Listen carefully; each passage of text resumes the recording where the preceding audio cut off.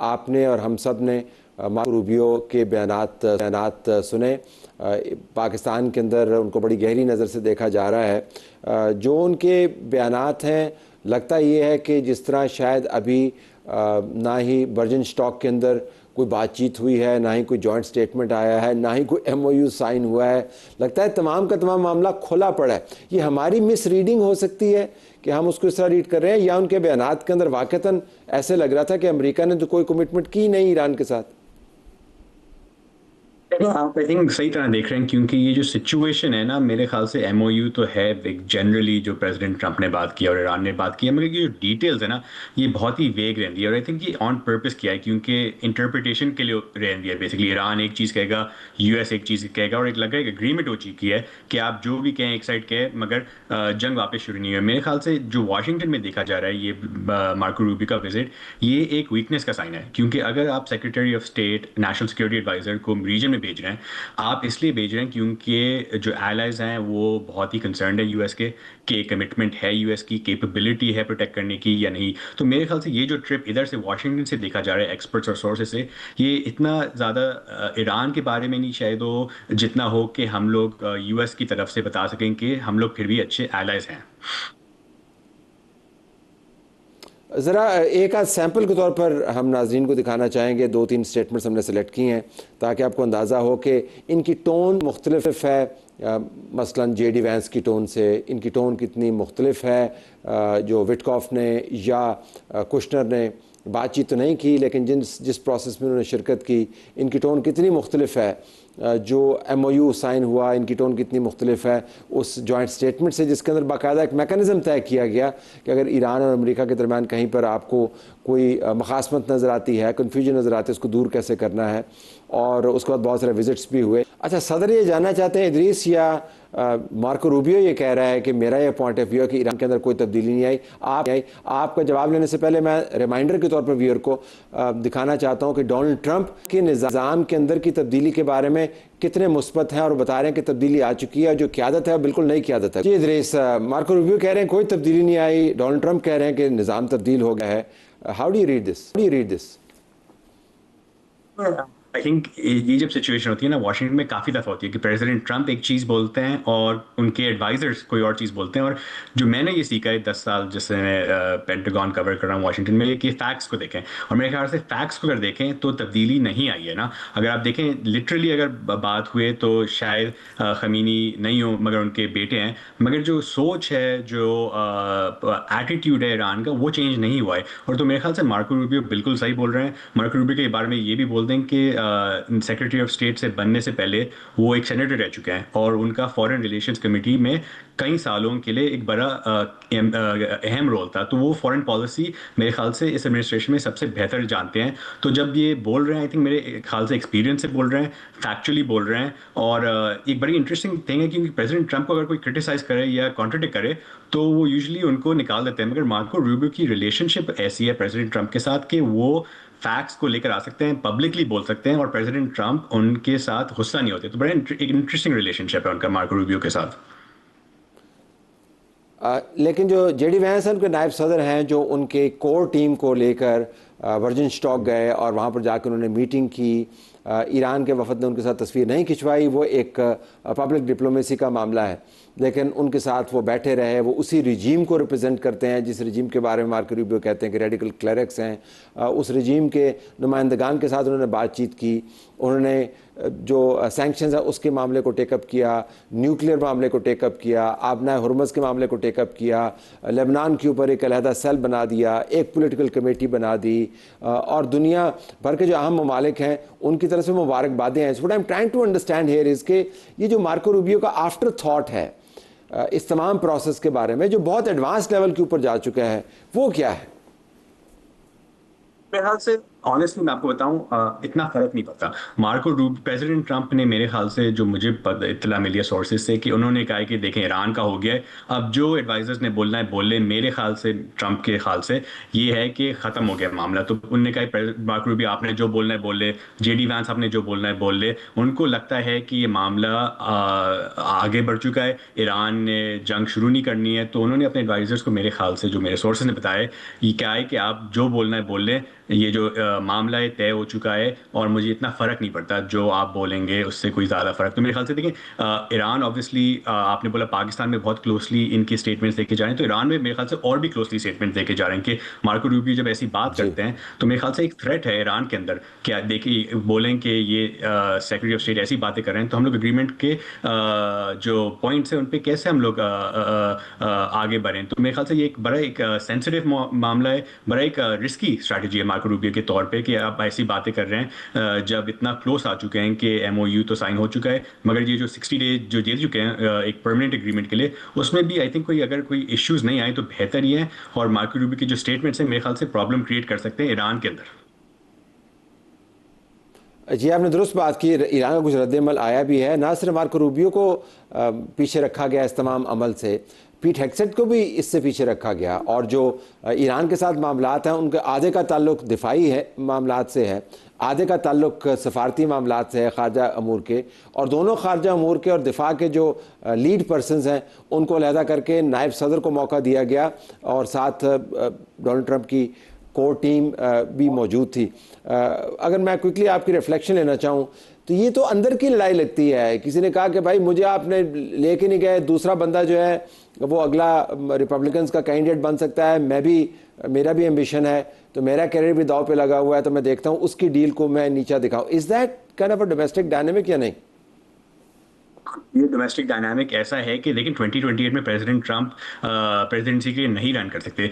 तो आप अब देख रहे हैं इंटरनल स्ट्रगल रिपब्लिकन पार्टी में, एडमिनिस्ट्रेशन में, कि कौन उनको सक्सीड करेगा। हमें पब्लिकली पता है कि जेडी वैंस और मार्को रूबियो दो लीडिंग कैंडिडेट्स हैं। तो मेरे ख्याल से एक ये सिचुएशन आ रही है कि देखें, डोमेस्टिकली प्रेसिडेंट ट्रंप की पावर बहुत है, तो ये जो फॉरेन पॉलिसी में जो इश्यूज हैं उसमें देख रहे हैं हम लोग मार्को रूबियो और जेडी वैंस काफ़ी एक अहम किरदार कर रहे हैं। मेरे ख्याल से वो ये होप कर रहे हैं कि प्रेसिडेंट ट्रंप को इम्प्रेस कर पाएं, कि प्रेसिडेंट ट्रंप की एंडोर्समेंट ले सकें। और फिर आप बात करें पीट हेगसेट की, जो सेक्रेटरी ऑफ डिफेंस है, उन हिस्टोरिकली तो उनका रोल काफ़ी होता इस जंग में, डिप्लोमेसी में, मगर मेरे ख्याल से उनका इतना फोकस इंटरनली पॉलिटिक्स में, पेंटागन में, कि उनसे कहा कि नहीं। आप इसको देखें, हम लोग जंग को देखेंगे और हम लोग संभाल लेंगे। अजरी साहब का बहुत शुक्रिया। बैरूनी जंग है, मार्को रूबियो अंगूर खट्टे हैं या कसियानी बिल्ली की तरह थोड़ा सा खंबा नोचते हुए नज़र आ रहे हैं, क्योंकि उस तमाम प्रोसेस से वो मुकम्मल तौर पे अलहदा रहे हैं जिस प्रोसेस के अंदर स्टेट डिपार्टमेंट को होना चाहिए था। और रिवायती तौर पर बहुत कम ऐसा देखने में आया है कि स्टेट डिपार्टमेंट का रिप्रेजेंटेटिव इतने अहम मामलात से ऐसे निकाल दिया गया हो जैसे मार्को रूबियो को निकाला गया। और अब वो दोबारा री एंट्री डाल रहे हैं, लेकिन तूफ़ान मचाने के मूड में भी हैं। हमारा प्रोग्राम जारी है, स्टे ट्यून्ड।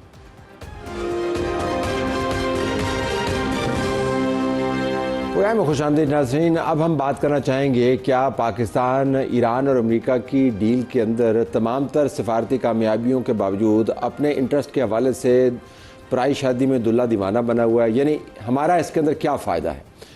दुबई अपना फ़ायदा ढूंढ रहा है, सऊदी अरब अपना फ़ायदा ढूंढ रहा है, ईरान अपना फ़ायदा ढूंढ रहा है, अमेरिका अपना फ़ायदा ढूंढ रहा है, तुर्की अपना फ़ायदा ढूंढ रहा है। और ये बहस पाकिस्तान के अंदर भी हो रही है और होनी चाहिए कि हमारा इसके अंदर क्या फ़ायदा है। जिससे मुराद ये नहीं है कि जो हमने किया है उसकी अहमियत नहीं है, उसकी अपनी जगह पर मौजूद है। क्या वाक़तन बहरहाल हमारे फ़वाइद के अंदर से कोई ऐसे फ़वाइद निकलेंगे जो अभी तक नहीं निकल पाए? अगर जो पोटेंशियल मौजूद है ईरान के हवाले से, तो क्या तिजारत हमारी बढ़ेगी, हमारी गैस की प्राइसेस में कमी आएगी, हमारा इतना लंबा जो बॉर्डर है वहाँ से आवत जावत होगी ईरान के साथ, हम क्या ऐसा कर पाएंगे कि लोगों को जस्टिफाई कर पाएँ कि जी ये फ़वाइद थे, हासिल नहीं हो सके, अब इनमें से ये हमने फ़वाइद निकाले हैं। हमारे पास मौजूद है डॉक्टर फ़रक सलीम, माहिर है मुआशी अमूर के। डॉक्टर साहब बहुत शुक्रिया। हमने आपका एक व्लॉग सोशल मीडिया पोस्ट देखा जिसके अंदर आप बता रहे हैं फुल रेंज ईरान पाकिस्तान के ताल्लुकात के हवाले से। पहले ज़रा गैस पाइपलाइन के ऊपर हम बात कर लें। गैस पाइपलाइन बड़े एक अच्छे अंदाज से, जज्बे के साथ, उम्मीदों के साथ शुरू की गई थी और फिर वो ईरान अमेरिका की लड़ाई के अंदर धंस के रह गई। आपको लगता है कि ये जो सैंक्शंस की लिफ्टिंग है, इसका जो माहौल बना हुआ है, इससे वो प्रोजेक्ट दोबारा रिवाइव होगा? देखिए तो साहब, पहली बात तो ये है कि जो कॉन्सेप्ट है जिसके अंदर 900 किलोमीटर का बॉर्डर है पाकिस्तान और ईरान का, और उस बॉर्डर के उस पार कोई लगभग 208 बिलियन बैरल तेल के पड़े हैं और 34 ट्रिलियन क्यूबिक मीटर गैस की पड़ी। तो अब ये वसाइल हैं पाकिस्तान के बॉर्डर के उस पार, वसाइल ईरान के पास हैं, और जो जोग्राफिया है वो पाकिस्तान के पास है। हमारे एक साइड पे भारत है, साथ चीन है, अरेबियन सी की डायरेक्ट एक्सेस है, फिर वस्ती एशिया है। अब आप सोचिए कि इस खित्ते के अंदर जो तरसे हुए हैं तेल के और गैस के बड़े कंज्यूमर जो हैं वो चीन और भारत, और बीच में खुदा ने पाकिस्तान को बनाया है। अब 900 किलोमीटर का बॉर्डर, करंटली 2 या 3 बिलियन डॉलर से ज्यादा की तिजारत नहीं होती।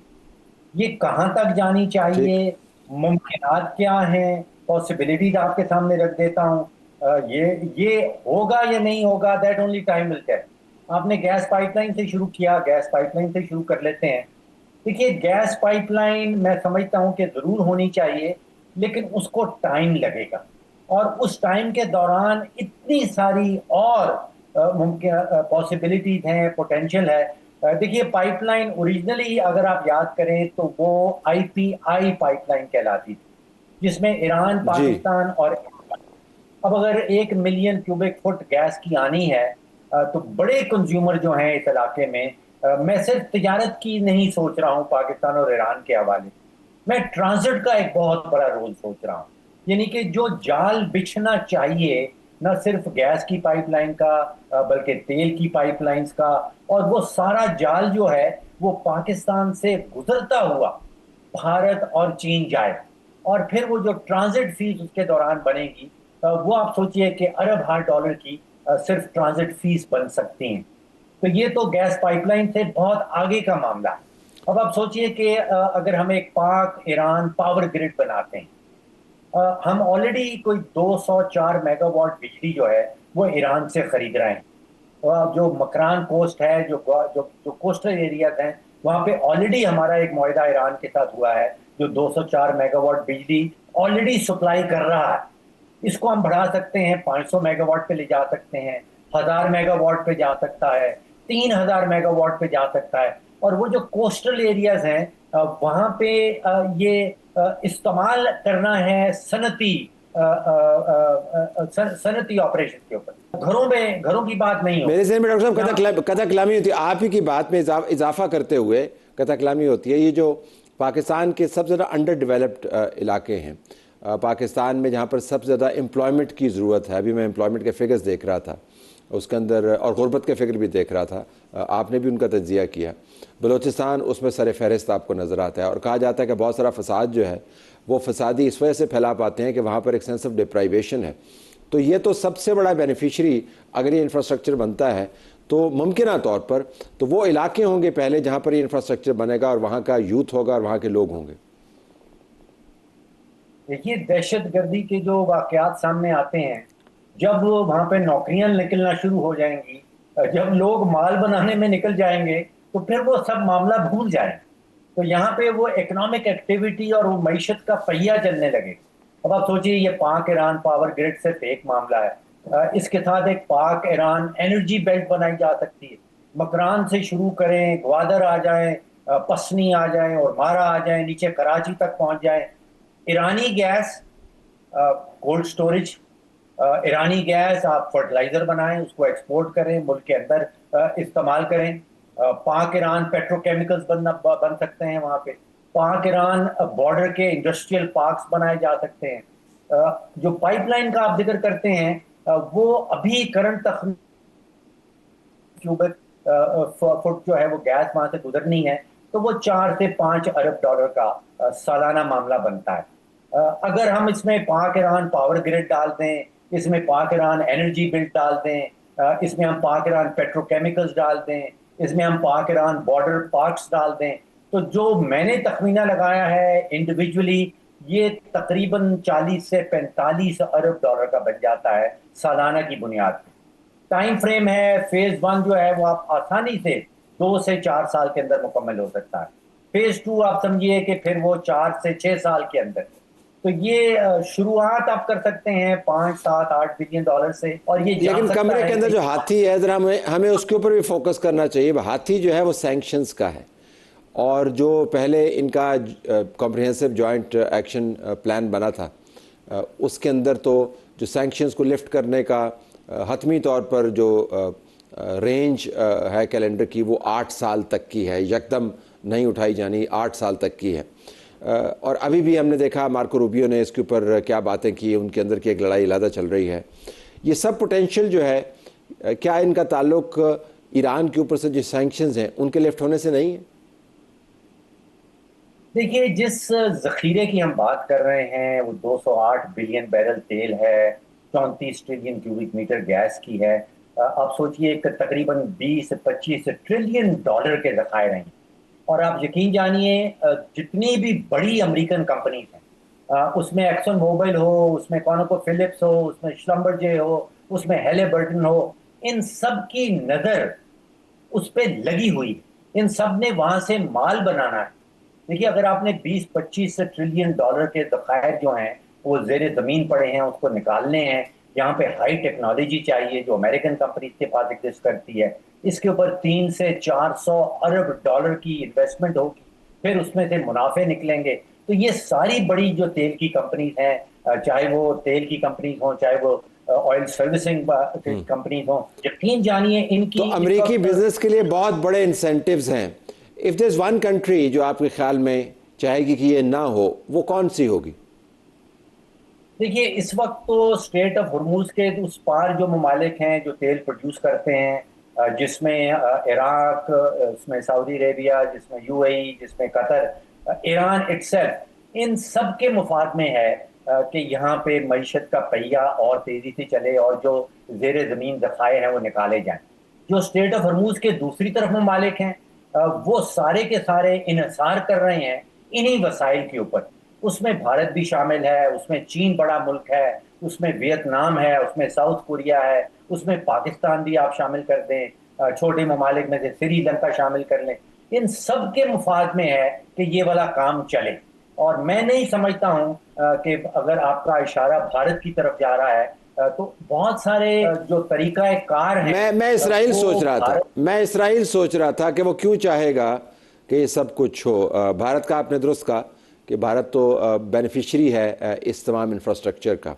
I was thinking more like Israel भी। लेकिन अभी फ़िलहाल आपने पोटेंशियल का जिक्र किया, ये बड़ी बात है कि हमने एक प्रोफाइल नाजरीन को दिया, बताया कि इम्कानात क्या हैं। तो ऐसा नहीं है कि हम ये सारा काम अल्लाह वास्ते या दुनिया के अमन के लिए कर रहे हैं, इसके साथ बराह रास्त हमारे मफादात जुड़े हुए हैं। और देखा जो हमेशा से मौजूद थे वाक़तन हकीकी फ़वाइद में तब्दील होते हैं नहीं होते। यहाँ पर आने वाले दिन हमारी सफारतकारी का भी इम्तिहान लेंगे और इस तमाम ख़ित्ते की किस्मत का भी।